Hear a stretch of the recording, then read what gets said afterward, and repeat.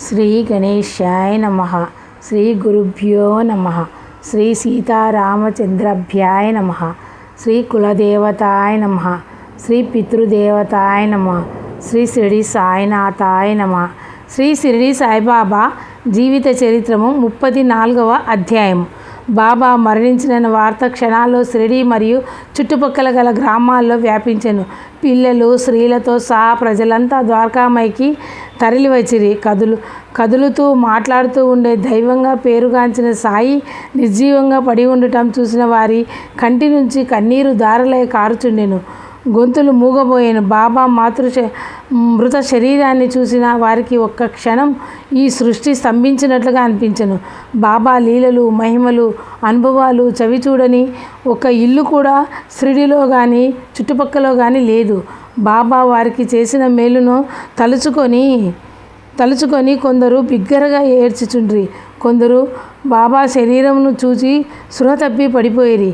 కొందరు వీధుల్లో ఏడ్చుతూ పరిగెత్తుచుండిరి. ఈ గ్రామ పరిసరాల్లోని కన్నీరు కార్చని కళ్ళు లేవు. రెండేళ్ళు కిందట సీమంగళం సూచించిన తాత్య మరణం తాను తీసుకొని తన జీవితాన్ని తాత్యాకి ఇచ్చినట్లుగా అందరికీ అర్థమయ్యాను. బాబా చేసిన వింత చర్యలను, వారి మాటలను గుర్తు తెచ్చుకుంటూ అనేక మంది మాట్లాడుకొనుచుండిరి. కొద్ది గంటల తర్వాత బాబా శరీరమును ఏమీ చేయవలెనని సమస్య వచ్చెను. కొందరు మహమ్మదీయులు బహిరంగ ప్రదేశంలో బాబా శరీరమును సమాధి చేయవలెనని కోరి కుశాల్ చంద్, అమీర్ షక్కర్ కూడా వారి అభిప్రాయములనే సమర్థించిరి.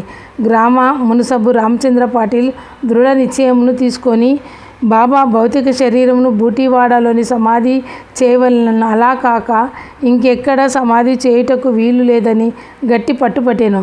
ఈ విధముగా షిరిడి గ్రామము 2 వర్గములుగా ఏర్పడి బాబాను సమాధి చేయు విషయంపై వాదోపవాదములు నడుపుచుండిరి. మంగళవారం సాయంత్రానికే రహదా పోలీస్ స్టేషన్ సబ్మిషన్ చక్రనారాయణ్ షిరిడీకి వచ్చెను.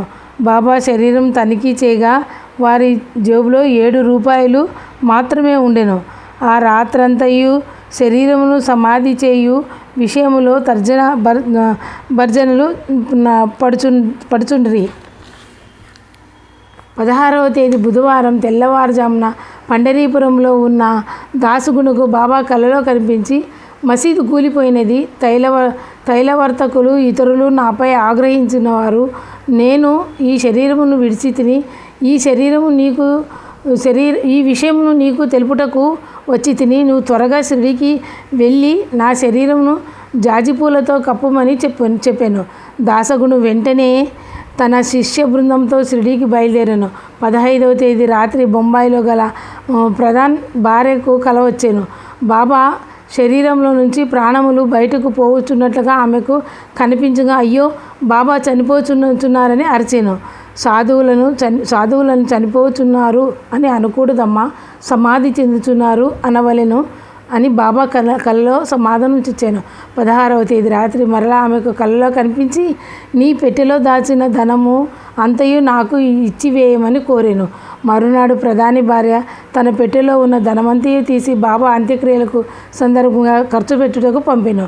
అదే రోజు రాత్రి ప్రధాన సోదరికి కలలో కనిపించి, నా సమాధిపై కప్పుటకు పట్టు వస్త్రములను పరవమని ఆదేశించగా ఆమె కూడా అట్లే చేసినది. తెల్లవారితే బుధవారం అనగా షిరిడీలో గల లక్ష్మణమామ జోషికి కలలో కనిపించి, నేను మరణించి తినని బాబు సాహెబ్ జోగ్కు అనుకొనుచున్నాడు. నేను శరీరం మాత్రమే వదిలితిని కానీ జీవించియే ఉన్నాను. లెమ్ము కాగడ హారతి, సుప్రభాత హారతి చేయమని తెలిపాను. బాబా యందు ప్రగాఢ విశ్వాసం గల లక్ష్మణమామ పూజా ద్రవ్యములు, ఆరతి సామాగ్రులు తీసుకొని మసీదుకు వెళ్ళాను. కాపలాగా ఉన్న గ్రామ నౌకరులు, పోలీసులు అడ్డుపడిన వారందరినీ తోసుకొని ముందుకు వెళ్ళి బాబా శరీరమునకు మామూలుగానే హారతి ఇచ్చాను.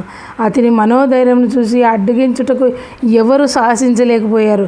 మధ్యాహ్న హారతి బాబు సాహెబ్ జోగు ఇచ్చాను. ద్వారకామాయిలో ఇచ్చిన ఆఖరి హారతి అదే. బుధవారం ఉదయమునకు కోబర్గావ్ తహసీల్దారు కులకర్ణి గ్రామంలో గల 2 వర్గముల వారి అభిప్రాయములను తెలుసుకొని వారి అభిప్రాయములను సంతక సేకరణ ద్వారా తెలియపరచుకొని కోరగా బూటీవాడలో సమాధి చేయవలనని వారి సంఖ్య ఎక్కువగా ఉండెను. అయినను అతడు ధైర్యం చేసి నిర్ణయం తీసుకోలేక అహ్మద్నగర్ కలెక్టర్ సలహా ప్రకారం నిశ్చయించుకుంది. కానీ ఇంతలో బాబా ప్రేరణచే వ్యతిరేక వర్గం వారు కూడా బూటి వాడాలోనే బాబాను సమాధి చేయుటకు అంగీకరించింది. బుధవారం సాయంత్రం 4 గంటలకు ప్రాంతంలో బాబా శరీరముకు స్నానం చేయించుటకు వారు ధరించిన బారు లాంఛీని తీయుటకు చేతులను అటు ఇటు వంచగా అవి మామూలుగానే వంగెను. సాధారణ శవములకు అట్లు వంగక అవయములు కొయ్యబారును. ద్వారకామయం ముందు ఒక పెద్ద బల్లపై బాబా శరీరాన్ని ఉంచి కడవల కొద్దీ నీటిని అందరూ భక్తి శ్రద్ధలతో పోసిరి. తర్వాత శరీరంపై పెద్ద తెల్లటి గుడ్డను కప్పిరి. పైన పూలను గంధాక్షతలను చల్లిరి. సాయి శరీరమును ఆఖరిసారిగా తనివి తీరా చూసుకొనిరి. ప్రేమ కన్నీరును తెప్పించి హృదయాన్ని కలిసివేసిన కర్తవ్యాన్ని నిర్వహించుటకు మరలా దానిని కఠినంగా చేయక తప్పదు. బూటీ మందిరంలోని భూగృహంలో మట్టిని తవ్వి బాబా శరీరమును సరిపడు 6 అడుగుల పొడవు గుంటను తవ్విరి. మేళ తాళములతో బాజా బచింద్రలతో బాబా శరీరమును ఊరేగింపుగా బూటివాడలోనికి తీసుకొని వెళ్ళిరి. లోపల గుంటలో ముందుగా బాబా యొక్క పగిలిపోయిన ఇటుక రాయిని ముక్కలుగా చేసి వేసిరి. దానిపై మెత్తటి పరుపులను పరిచిరి. దీక్షిత్, బూటి, శ్యామ, మాంసాపతి లాంటి భక్తులంతా కలిసి బాబా శరీరాన్ని పట్టుకొని లేపుచుండిరి. క్షణకాలంలో సాయి శరీరం కనుమరుగవుతూ పోతున్నది. ఈ భావన సహించలేని అక్కడున్న వాళ్ళ కళ్ళ నుంచి కన్నీరు ఒక్కసారిగా పెళ్ళుబుకెను. నిశ్శబ్దం తాండవిస్తున్నది. దుఃఖభారంతో శరీరం పట్టు తప్పిపోగా భక్తులందరూ కలిసిన బాబా శరీరాన్ని లేపలేకపోయేది. దూరాన్నించి చూస్తున్న మహాజన వాహిని హృదయాలు మౌనంగా ఆక్రోశిస్తున్నాయి. ముందుగా కొందరు గొయ్యిలో లోపలికి దిగి శరీరాన్ని క్రిందకు పట్టుకుని మెల్లగా తలను లోపలికి దించిరి. తల భాగము లోపలికి వెళ్ళింది.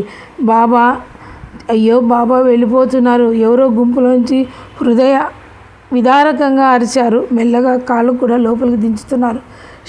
సాయిక మనకు కనిపించరు. ఒక్కసారిగా చూద్దామనిపించి చుట్టూ గల జనం ఎగిరి చూస్తున్నారు. శరీరం పూర్తిగా లోపలికి దిగింది. సుగంధ పరిమళాలను, అత్తర్ను, పన్నీరులను బాబా శరీరంపై చల్లారు. భక్తజన ఆక్రందల మధ్య నుంచి చీల్చుకొని వచ్చినట్లుగా మట్టిని బాబా శరీరంపై వేసి పూడ్చుచుండగా జనం ఆహాకారాలు చేశారు, ఏడ్చారు. కొందరు కింద పడి దొర్లారు. ఎంత విలిపించినా సాయి శరీరం మట్టి లోపల పడి పుడుకుపోయింది. సమాధి అయ్యింది. తప్పదు. భగవంతుడే భూమికి దిగివచ్చి పుట్టిన మట్టిలో కలవక తప్పదు. ఇది నిత్య సత్యమైన యథార్థం. సమాధి మందిరం బూటి జన్మ ధన్యమైంది. అతడు నిర్మించిన వాడ బాబా యొక్క సమాధి మందిరమైంది. సాయంత్రం 5 గంటలకు సమాధి చేయటం పూర్తి కాగానే బాపు సాహెబ్ జోగ్, లక్ష్మణ్ మామలు కలిసి సాయంత్రం ఇచ్చు సూర్యాస్తమయ ఆరతిని 16/10/1918వ తేదీ బుధవారం బూటీ మందిరములో మొట్టమొదటిసారిగా ఇచ్చారు. ఆనాటి నుంచి ఈనాటి వరకు అక్కడ బాబాకు నిత్యము 4 హారతులు జరుగుతూనే ఉన్నాయి. బాబాకు బహి ప్రాణము వలె ఉండు నానావళి దూరముగా ఉండి సాయి మహాసమాధిని గమనించి ఆనాటి నుంచి ఆహారం అని 13వ రోజు తాను కూడా మరణించెను. దాసగును గురువారం ఉదయమునకు షిరిడీకి చేరుకొని సమాధి దగ్గర 2 రోజులు అఖండ హరినామ సంకీర్తన చేసెను. బాబా పేరున చాలామందికి అన్నదానం చేసెను. బాబాసాహెబ్ బాటే సాకోరిలో గల ఉపాసనీ బాబాకు అంత్యక్రియలు తదుపరి కర్మలను శాస్త్రోక్తంగా యథావిధిగా చేసిరి.